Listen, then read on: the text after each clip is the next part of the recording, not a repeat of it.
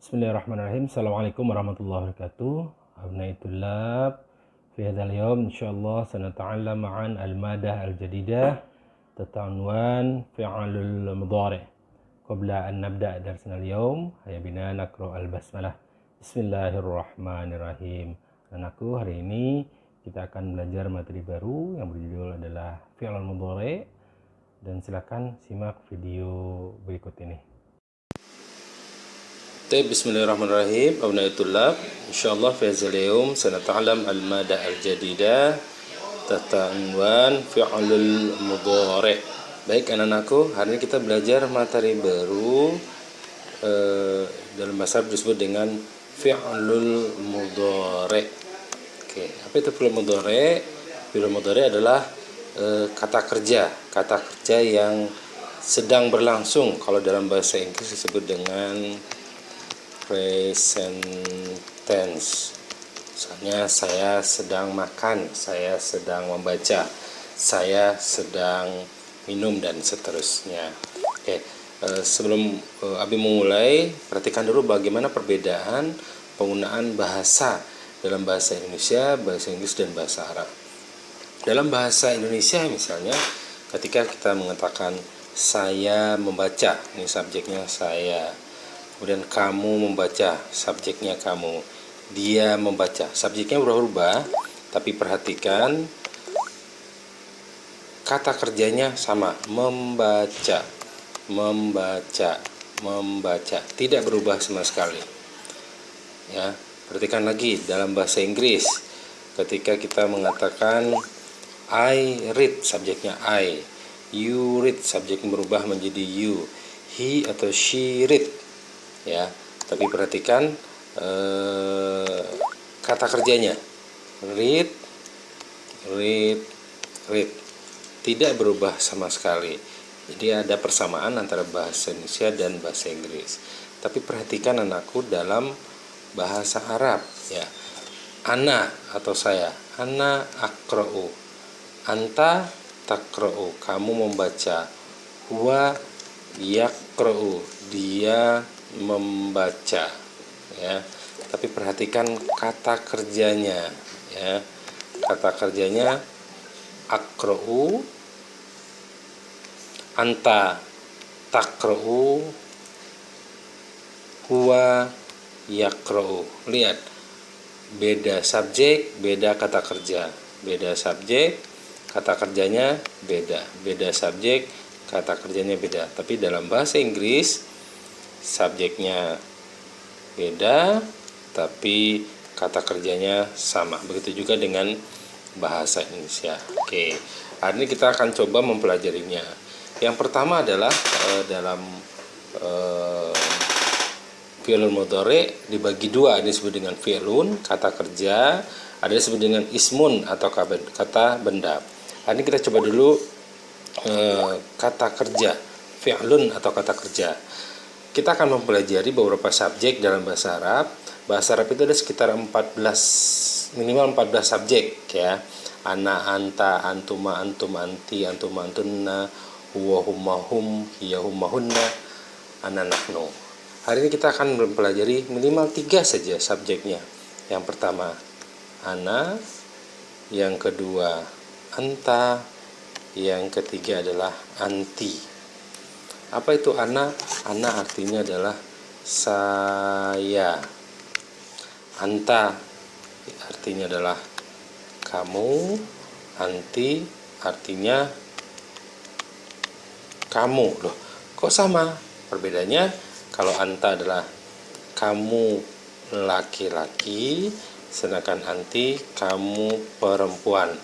Jadi ini untuk laki-laki, ini untuk perempuan. Nah, kalau bahasa Indonesia kan tidak ada perbedaan, tapi kalau dalam bahasa Arab ada perbedaannya. Berikan contoh. Ana aktubu, kan? Ana aktubu. Ini sengaja dibedakan warnanya. Ana aktubu. Ketika subjeknya berubah menjadi anta, ya, ini subjek ana. Ketika berubah menjadi anta, maka menjadi anta taktubu. Lihat, alifnya dirubah menjadi huruf ta. Aktubu menjadi taktubu. Ya, ana aktubu, anta taktubu. Ketika subsubjeknya berubah menjadi anti, maka menjadi anti taktubina. Lihat, taknya masih ke bawah, tambahkan ya dan nun belakang. Diulangi, ana aktubu, anta taktubu, anti taktubina. Lihat ya, yang huruf hitam, yang berwarna hitam ini adalah kalimat dasar namanya. Kalimat dasarnya kaf, ta, ba. Kaf, ta, ba. Begitu juga anta, kaf, ta, ba. Ini namanya huruf dasar. Kaf, ta, ba. Huruf dasar ini nggak boleh hilang, ya. Bedanya dia adalah ada tambahan. Ketika subjeknya ana, maka tambahannya adalah huruf alif. Ketika subjeknya anta, maka tambahannya adalah huruf ta. Ketika subjeknya berubah menjadi anti, maka tambahannya adalah ta, ya, nun.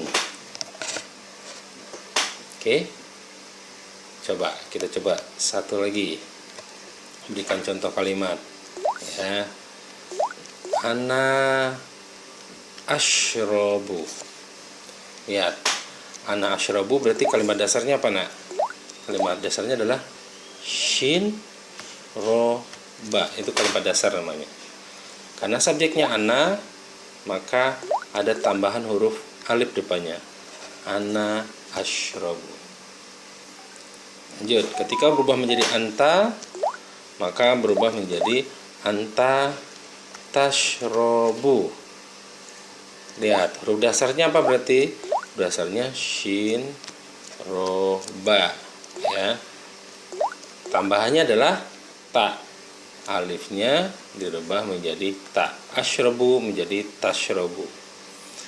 Ketika subjeknya berubah menjadi anti, maka menjadi anti tashrobina. Lihat, huruf dasarnya apa? Huruf dasarnya tetap 3. Shin, ro, ba. Sama ya. Ana syarabu, tashrobu, tashrobina. Tambahannya apa ketika menjadi anti? Tambahannya adalah ada tambahan ta di belakang depannya, ada tambahan ya, ada tambahan nun belakangnya. Ana syarabu, anta tashrobu, anti tashrobina. Oke, bisa dipahami anak-anak? Ya, kita coba kalimat yang lain. Ana al-abu. Ana al-abu. Berarti huruf dasarnya adalah lam, ain, ba. Tambahannya adalah alif. Ketika berubah menjadi anta, maka alifnya dirubah menjadi ta. Ya, maka menjadi tal-abu. Tal-abu. Alif dirubah menjadi ta. Huruf dasarnya lam, ain, ba. Ketika berubah menjadi anti, berarti anti tal-abina. Tal-abina. Ya. Huruf dasarnya lam, ain, ba. Tambahannya adalah, tambahan hurufnya adalah ta, ya, nun. Kalau anta tambahannya adalah huruf ta. Kita coba satu lagi. Ana ajlisu. Tambahannya adalah alif. Ketika dirubah menjadi anta, maka menjadi tajlisu. Tajlisu. Alifnya dirubah menjadi huruf ta. Ketika berubah menjadi anti, maka menjadi tajlisina. Tajlisina. Huruf tambahannya apa? Ta, ada ya, ada nun. Oke, bisa dipahami anak-anakku? Coba silakan kamu buka bukunya di halaman 7 ya. Tadi Abi sudah berikan cara pemberian harokatnya di Microsoft Teams. Silahkan kamu download ya, kemudian kamu kerjakan di halaman 17. Nah ya, di halaman 17 di buku paket kamu bisa kamu kerjakan. Coba dijawab, ada di sini ada 10 kosakata kata kerja ya. Sekarang kamu berikan ananya apa, antanya apa, dan antinya apa. Silahkan dikerjakan halaman 17. Oke, sekarang Abi teruskan dulu. Setelah kata kerja, sekarang kita masuk ke ismun atau kata benda. Oke, kalau tadi kita belajar kata kerja, sekarang kata benda ismun atau disebut dengan kata benda ya. Subjeknya masih sama, ana, anta, anti. Ana tadi apa? Saya, anta kamu laki-laki, anti kamu perempuan. Perhatikan sambil kamu buka bukunya, boleh di halaman 19 ya, halaman 19. Oke, ini Abi berikan contohnya adalah yang ada di halaman 19. Al ismu, kamu lihat di buku kamu al ismu, kemudian kita hilangkan alif lamnya menjadi ismun ya. Ismun berarti nama, ismun berarti nama. Kalau kita ingin mengatakan nama, namanya nama saya, subjeknya ana, maka menjadi ismi, ada tambahan huruf ya di belakangnya, ismi. Kemudian kalau namanya nama kamu atau anta, maka menjadi ismuka, ada tambahan huruf ka di belakangnya. Kalau anti berarti ismuki. Al ismu, ismun, ismi, ismuka, ismuki. Oke, coba kita lihat satu lagi. Al majallatu artinya majalah ya. Kemudian kita keluarkan alif lamnya, kita buang, maka menjadi majallatun. Oke, ketika kita ingin mengatakan majalahnya punya saya, berarti ana, berarti di belakangnya ditambahkan majallati, tambahan huruf ya belakangnya, majallati. Oke, majalah saya. Perhatikan di sini ta marbutohnya dirubah menjadi tak biasa ya, ta marbutoh dirubah menjadi tak biasa. Kemudian kalau majalahnya punya kamu laki-laki, maka menjadi majallatu ka, tambahin ka belakangnya. Ketika majalahnya kepunyaan kamu perempuan, majallatu ki, tambahin ki di belakangnya. Saya pahami?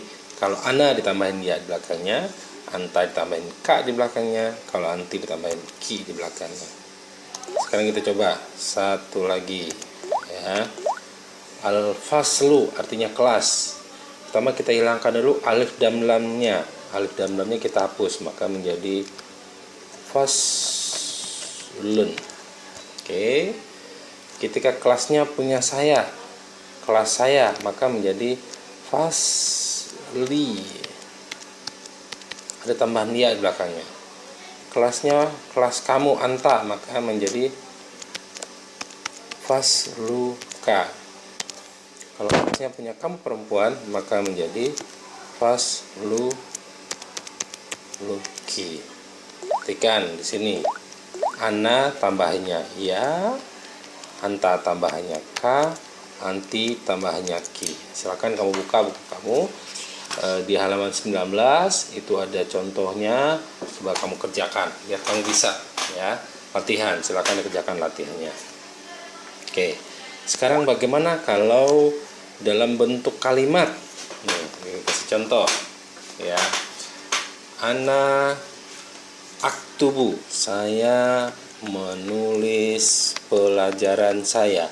Ana aktubu darsi. Lihat, ana subjeknya ana, taktubu, depannya ada alif.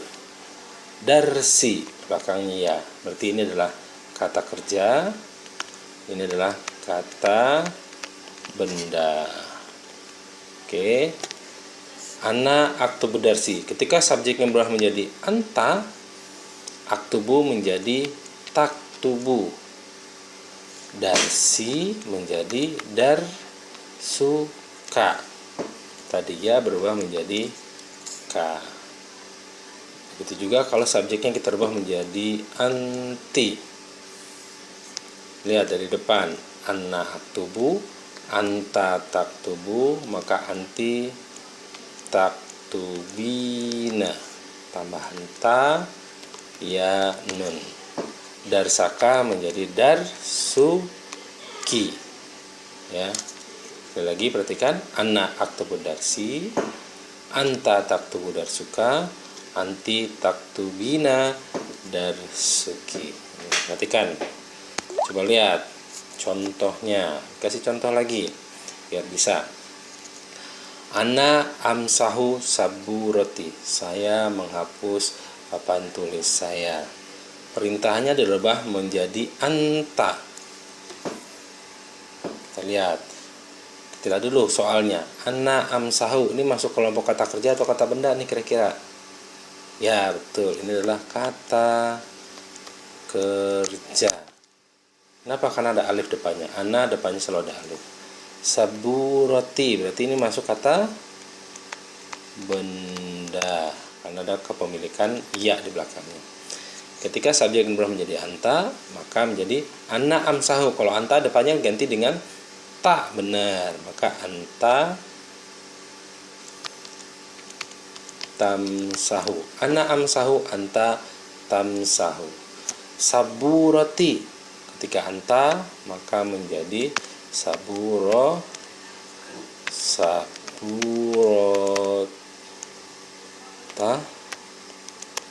ka, di belakangnya menjadi ka. Kan lihat perbedaannya. Kalau ana depannya alif, ketika anta depannya berubah menjadi ta. Saburoti di belakangnya ya, ketika anta berubah menjadi ka. Lihat ya perbedaannya. Yang lainnya sama ya, jadi yang berubah kalau kata kerja berubahnya di depan, kata benda berubahnya di belakang. Abi kasih contoh satu contoh soal lagi, ada 2 contoh soalnya. Oke, kita coba sekarang menjawab. Anta tadkhulu faslaka. Kamu sedang masuk ke kelas kamu. Perintahnya dirubah menjadi ana ya, rubah jadi ana. Lihat, tadkhulu ini kata kerja atau kata benda? Kata kerja, ya benar. Ingat depannya ada taknya. Faslaka ini adalah kata benda. Lihat belakangnya ada ka. Ketika subjek berubah menjadi ana, anta tadkhulu. Kalau ana jadinya apa? Yap, betul. Ana adkhulu. Faslaka menjadi fasli.